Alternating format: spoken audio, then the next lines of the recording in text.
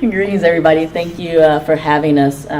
For those who can't see my name tag or missed the beginning, I'm Shauen Pearce. I'm the Executive Director at the Harrison Neighborhood Association, which is the neighborhood that is just west, so just on the other side of Lindale, all the way to Golden Valley, and then Osa Memorial or 55 South to the first South Side neighborhood, which would be Bryn Mawr. I started there in late May. They let me stay, y'all. They let me stay. But prior to that, so it's a neighborhood association, right? Prior to that, I was working for a national and international organization doing primarily policy work, some work around racial and economic and environmental justice, and then a little bit of work at the United Nations around the elimination of racism, xenophobia, and religious intolerance. And so the people always say, why would you come work for a neighborhood association after doing national organizing? And I always say, I go where my heart is, right? Because we know our neighbors, hopefully, one or two of them. We come into our places, and in an ideal world, we can give 100% of who we are, right? We don't have to hope that the neighbor is going to call the police on you because you're a certain skin color, or like creep around because you don't know who's down the block because you feel unsafe and those sorts of things. And in a lot of that work, I found that as I moved from neighborhood to neighborhood in the United States, and as I looked at other countries or visited people in places like Venezuela or Iran or Bangladesh, that we were really experiencing the same phenomenon across the globe, right? Where, the darker you are, the harder it is, and that by and large, communities don't really want to talk about total displacement, total silence and assassination of character and of all of us as cultural beings. Because even if you don't identify as a person of color, you are a person of culture, So I thought, well, how do I take that experience and really impact the greatest amount of people and take advantage of an opportunity that most of us don't get. We don't really have a lot of scenarios where our business owners, where the scientists, where the teachers, where the developers, where the elected officials actually get to do the day-to-day work. And at least for us at a neighborhood level, we get to do the day-to-day nitty-gritty work. And so at the Harrison Neighborhood Association, that's really what we do. And every association is different. Some deal with painting houses. Some deal with, getting rid of arsenic in the front yards. But we sort of deal with that gamut of everything from the neighbors who want to put police cameras on the block because they are tired of folks congregating in their front yards, or potential drug deals or what have you, all the way to one of the bigger sustaining issues for us right now with the transit-oriented development, and being the only neighborhood that has this many transit projects that are going to influence it, and the sort of inevitable development that is coming in, that is taking place. And so just getting to some of these questions quickly, because I know we're going to run short on time. I'll say that at a neighborhood level, we're really grappling with how you move people from that place where they're saying we're trying to prevent gentrification, to the place where we understand that gentrification is taking place. It's happening at the moment. There's nothing that you can do to stop it because it is underway. The challenge, I think, is that we often talk about the issues as though we are trying to destroy something. We're trying to dismantle systems and structures. And that's all fine and dandy. The way that I come into this work in life, so life work, not just a thing that I get paid to do, but the way I come into this work is that we're actually more powerful when we focus on building something. So I would say that I used to do counter recruitment work. I'm also a military veteran, right? And so part of my work was meeting folks before they joined the armed services so they knew what they would be contributing to as a part of that, and acknowledging that the way that this country works, it targets people by removing schools, by removing jobs, by removing resources that are required for us to be viable citizens in our neighborhoods, and force them into things like the cradle to prison pipeline, or the prison military industrial complex, as we call it. And so in that process, I learned that we can't really tell people not to participate in X destructive structure if we don't provide people the space to create something that's new and that's positive and that's beautiful, and hold folks accountable along the way. So at Harrison, we're really in that place where we have really strong community leaders. Stacy knows that she's been around longer than I have. Really strong community leaders who will say, we have to fight gentrification. And I say, you're exactly right. But while you're trying to figure out how we fight gentrification, we have developers who are proposing major, towers, high-rises really in our neighborhood that would eliminate 20% of the housing that's primarily Southeast Asian right now. So we can have a theoretical debate, or we can figure out how to stop that, right?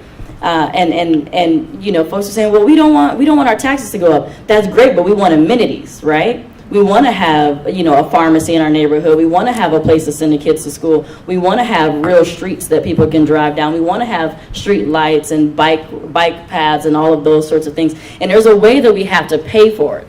So I think that there's this piece that sometimes happens for us, and it happens for us at Harrison, where we have to really discern the difference between a sort of subversive displacement of people who've invested in community, and I don't care if you pay rent, you own a home, or you go to work there every day. At some level, you've invested in that community. And this sort of underlying process that happens where we fight against something and it leaves us open to all of the stuff that we actually could have influenced and prevented from kicking us out of the areas that we love.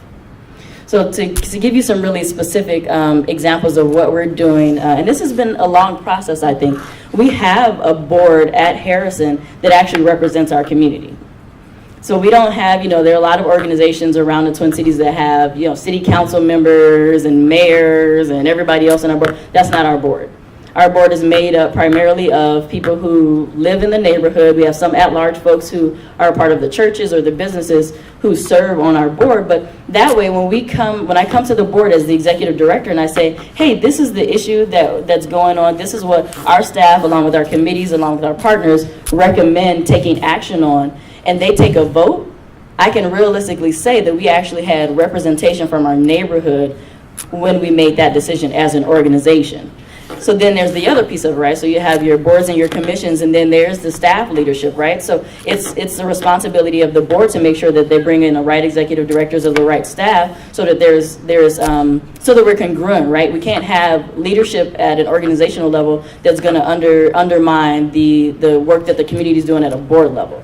So it's been a transition for us, where I've had to say it's building trust in our neighborhood. I have to say to the neighborhood and had to say to the board, as a staff member. And it's a team, I'm executive director, but that's one role of many that we have to take, right?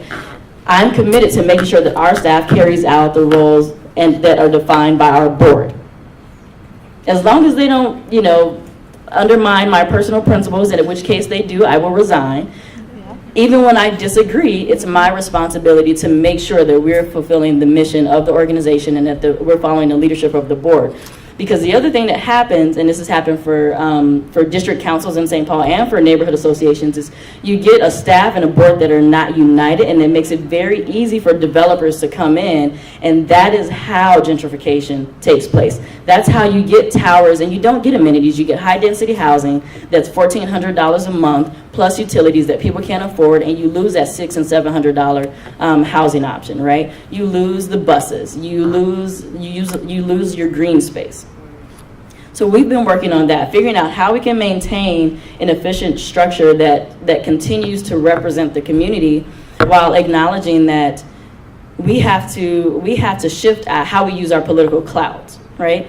We have major transit development, but we also have environmental justice issues that have been long-standing. Part of our success as an organization has been the elimination of a Superfund site from the EPA's list. It's been the elimination of from some of these folks who were literally dumping oil into the soil. I don't know how that worked out. Right now, we're figuring out how we can maintain some culturally based businesses by helping them mitigate the negative environmental impacts they have in the neighborhood, right? So we don't just come into the conversation assuming that people are the enemy. We're assuming that people have the best intention, and then we're going to hold them accountable to that. And then once they show face and they say, oh, actually this is what we want to do, we say, oh, okay, that's great. Now we're going to organize our people, and we're going to do what we need to do in order to make sure that you can't bulldoze us. So that's part of what we do. You were saying that there's this challenge, right, to having anything that's community-led, and that is truer than true. The the argument that I always make, people say, oh, we don't want to spend 6 months trying to get a financial process in order. We don't want to spend 7 months trying to write a strategic plan. And my theory is that, we don't really. We'd like for that to happen in 7 days. But what will happen is if you bulldoze or you don't allow the community access up front, even though it's painful, you end up in a situation where you have to spend 2 years arguing with them about how it took place.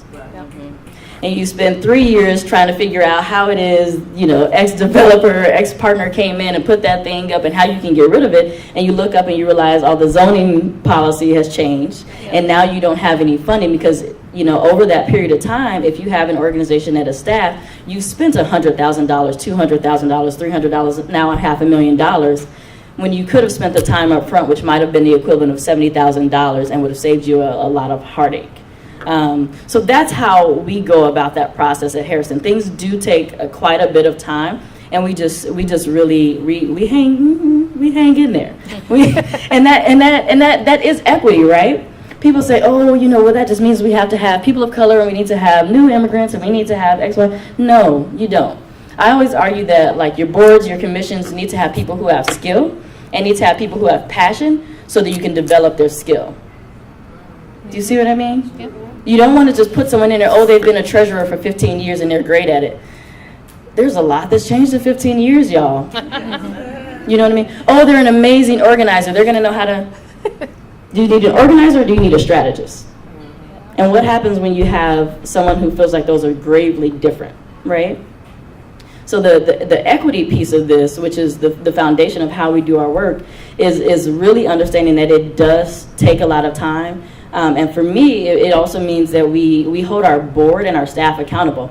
I sat down with my executive committee just yesterday and I said, these are some of the things that did not end up in our budget. You're gonna have community backlash. And so when you discuss this as a community, I need you all to speak up. And so all of my people who are not of color in the room, I'm speaking to you right now. When you have a situation that you see looks like it's unjust, don't be afraid to speak up because you're afraid to be called a racist. Welcome it. You might be called racist. You might be supporting racism. You might be supporting patriarchy. You might even be representing a little bit of sexism. But if you don't speak it in that setting where we have that space, then we can't really move forward together. You know what I mean? Does that make sense? Yep. For a lot of the communities of color, the people of color that I work with, I say that's, we have to figure out how we can move beyond this sort of framework of like, woe is me. It's true. It's not pretty. I was just worried about my staff who were out there with the protest today.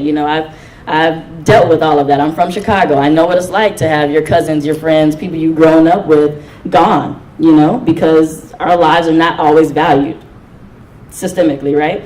And yet we have to figure out how we can say, you know what, I know you're trying to beat me down. I know you're trying to run me out of this, but I'm gonna stay. I'm gonna stay. And I might be the only one, and I might have to argue with you 15 times, but you're gonna have to run me out of this place because I'm not gonna leave. Because the more of us leave these spaces, the harder it is to maintain equity. The flip side of that is that sometimes we need to let go of that mentality and that very true feeling of, I need to get my story out there right now. Because I think that what happens, and this is very true of Minnesota culture, we create this dynamic where intermediary organizations often receive funding. They're based on the stories of frontline communities, whether that's LGBT communities, communities of color, what have you. And then we get stuck oftentimes as marginalized communities as the folks who constantly tell the stories. Anybody ever had that experience? Constantly telling the story, right? That's exhausting. It's exhausting. And it's actually more powerful when you don't have to tell your story, but can help people understand the structures that are at place. Because in this system, it's not just about us individually, it's about the structures that are at play. So that's part of what we're doing and how we're addressing the equity piece at Harrison. It's not just about individually coming to the table, but there's also this piece of constantly holding people accountable. For me to say to my board members, that $4,000 got cut, I justify it. They're not gonna think, they're gonna blame you because you're not a person of color. and I don't have the authority to say that it wasn't you because I'm staff and you're board, and so you need to speak up, is important. And then I have to do the behind the scenes work to call the board members who are allies to say, this is going to happen. I need you to be there on time. I need you to speak up. And I need you to stay through the meeting when you guys start yelling at each other. Preferably you won't do that, but it's probably going to happen. You know what I mean?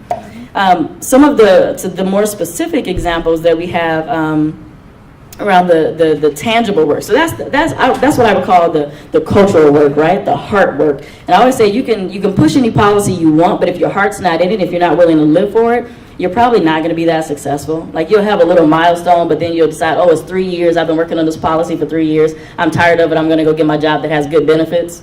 You know what I mean? But if you have your heart and your life tied up in it, then there's a sort of a disconnect that you can have from taking it personal while maintaining a commitment to it long term, and understanding that your struggle, your fight, your move for solidarity can maintain from place to place, right? And so part of what we've been looking at is how we leverage, and this is like my life thing, how we can leverage the resources that we have with the partnerships that actually have greater pull or greater access. So Stacey, you'll probably talk a little bit about this, so I won't go too far. Okay. But a little bit of that is in Minneapolis, the neighborhood associations actually get funding from the city. And if folks don't know, it's over 80 neighborhood associations in Minneapolis, and we all do very different work. So chances are you have one in your neighborhood, you should get to know them. St. Paul, you have your district councils, right? So we've gone through a process where we've used part of our housing dollars to leverage some of our partnerships so that we can create and maintain a sort of affordable housing stock, right? People say, well, what is affordable? And we were just having this conversation. Part of what we need to do is to reframe the conversation so that we're not just talking about affordable in terms of area median income or anything like that. We're actually talking about the cost burden. So whether you make $10,000 a year and you're spending $7,000 on housing, or you make $100,000 a year and you're spending $60,000 on housing, it's still not the cost burden is still too great, right? So part of what we've been doing at Harrison is creating policy-based documents and structures that will allow us to have a conversation with folks like the Met Council, with the city of Minneapolis, with other government agencies, and say, you guys are using this really broad framework of equity. This is what equity looks like to us. You're talking about affordability.